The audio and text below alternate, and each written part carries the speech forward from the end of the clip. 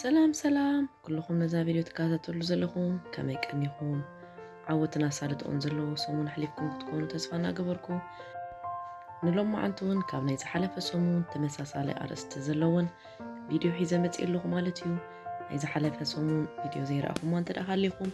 أبزياناتي شانل آتيكم كتريوا بخبري أدمكم مالتيو حساباتنا كلتين فيديو دقنا غميجيروم أبقزا كيسلشوم كيزي يحلفو أب جيزي عرفتي هوليداي كخون كله مالتي وينكا ويكند كيزي غركب كلنا داتا زناقعو كيزي يحلفو زبلو تحاساب مالتيو بحسابي إن كدالوني لاني رقن الفيديو مانتي كينو حكم بمبال ننبينن كقبرن فتي مالتيو نزل مسرح زدالونا كانت زحلفة زقلتكو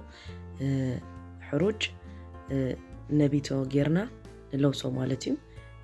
ጨውን ሽኮርን ካምስኦቲና ንለዊስና ንዝተወሰነ ሰዓት ንሓደ ሰዓት ገለም ተጽናሕናዮ ሓፍት ምስ በለ ቁርብ ሓፍት ምስ በለ ማለት እዩ ከም ዝንሪኦ ዘለና እንዳ ዘርጋሕና ቅርጽ ነውጽእ ማለት እዩ ኣብ ተጠቂመሉ ዘለኹ ቅርጽ መውጺ ኣብ ገዛ ንሳተን ዝጥቀማሉ ኩባያ መስተይን ካልእ ነገራት ማለት እዩ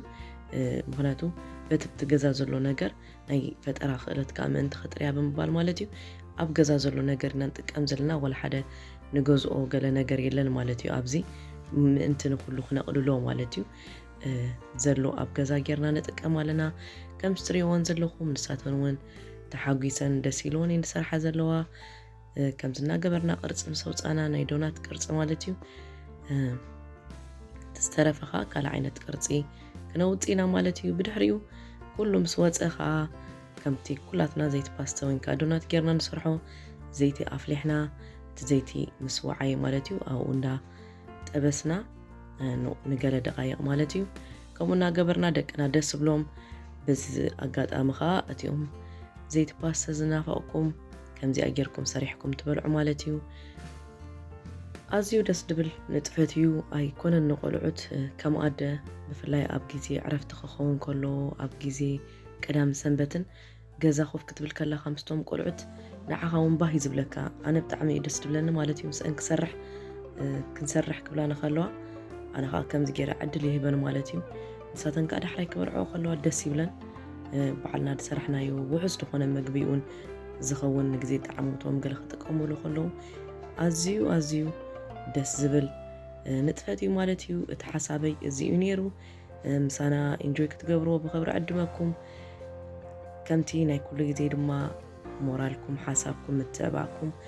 ኣይፈለየኒ ይብል ማለት እዩ እቲኦም ሳብስክራይብ ዘይገበርኩም ድማ ሳብስክራይብ ክትገብሩ ብኽብሪ ዕድመኩም ሓድሽ እንተደኣ ኣቲኹም ድማ ነቲ ዝሓለፈ ቪድዮ ርኢኹም ጠቃሚ እዩ ወይ ድማ ንደቅና ከዘናግዖም ይኽእሉ ኢልኩም ተሓሲብኩም ቁም ነገር ዘለዎ ኢልኩም ተሓሲብኩም ሳብስክራይብ ጌርኩም ክትከታተሉ ብኽብሪ ዕድመኩም ማለት እዩ